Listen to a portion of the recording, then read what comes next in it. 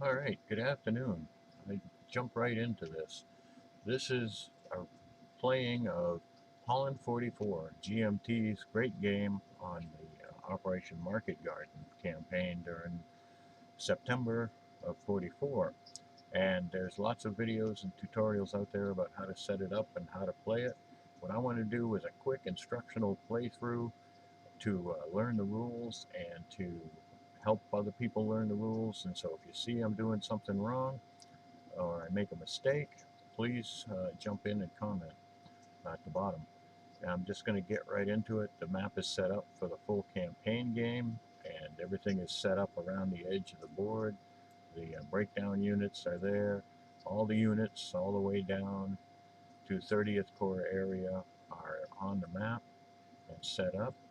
And everybody's set up on the turn they come in, and the various game counters and markers are here as well, and the turn phase here. And it starts off in the air landing phase of Allied turn 1, which is actually the PM turn of the first day, September 17th. So I'm going to jump back up. I'm going to do this a little different. I'm going to keep these videos short. What I'm going to do is play through each section. There's basically 4 battles going on here, separate from each other right now. So I'm going to play through a couple minutes and save the recording and post it. And then I'll do another one and another one and another one. And basically break it up into small bite-sized chunks. So this area here is, of course, all by itself. And so we'll start here with the British. And so the first thing we've got to do is roll to see if they take landing loss.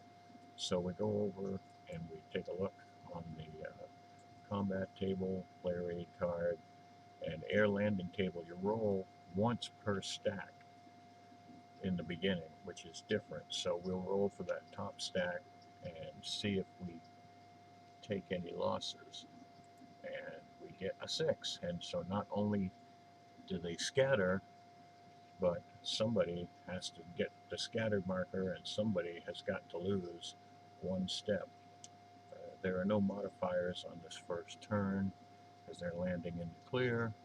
So unfortunately, one of these guys, and I think I will take the bottom weakest guy, and we'll flip him over, and he loses a step, and we will mark him with the Allied scattered marker.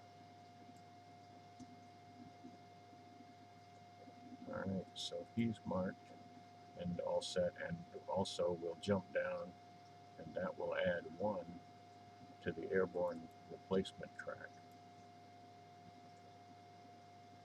Okay, now for this next stack, we'll roll again and hopefully get some better luck. 2, and we do, so that stack takes no losses. Jumping down to the third stack, we roll and see at 5.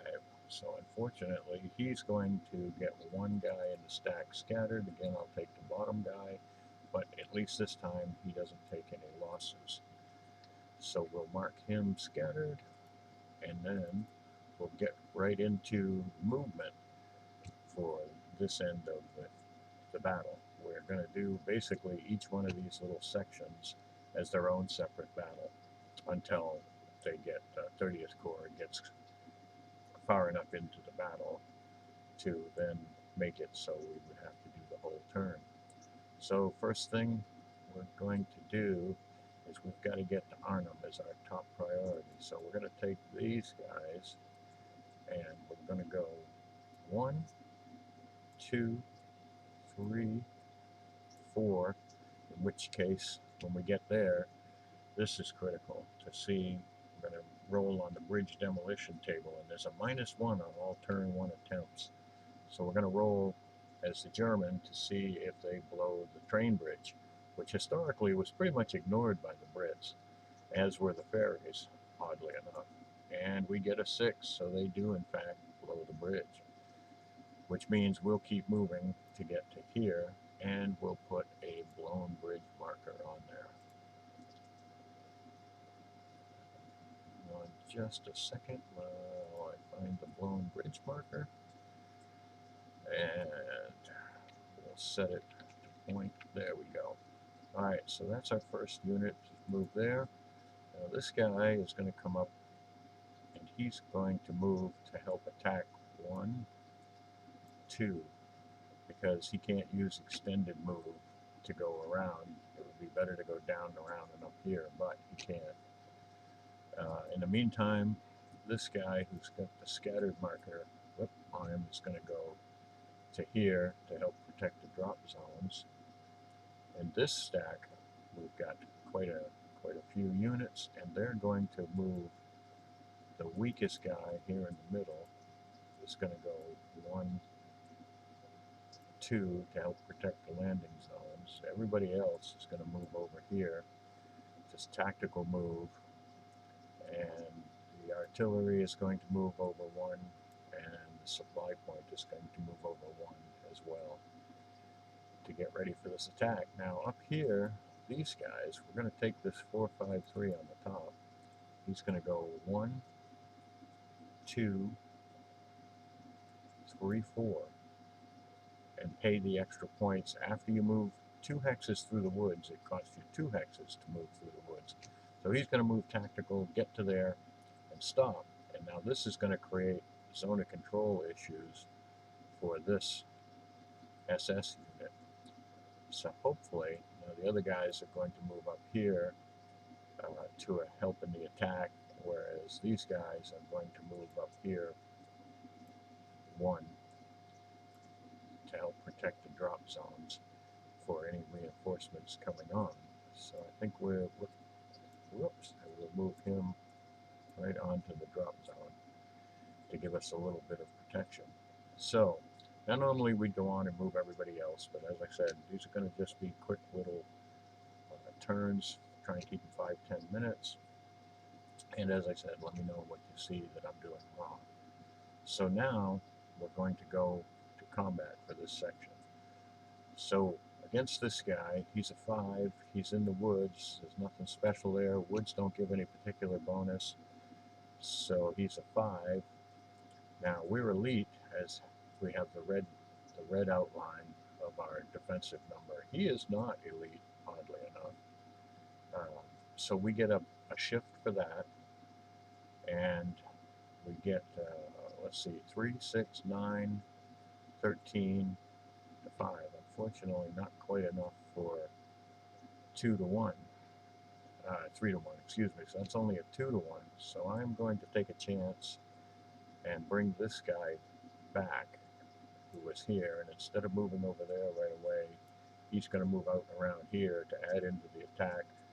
So that will make it 15 to 5, 3 to 1. We're going to throw the artillery in as well and flip him, let's see, other flip to show that he's fired. That'll give us another shift, so that'll make it a 5 to 1.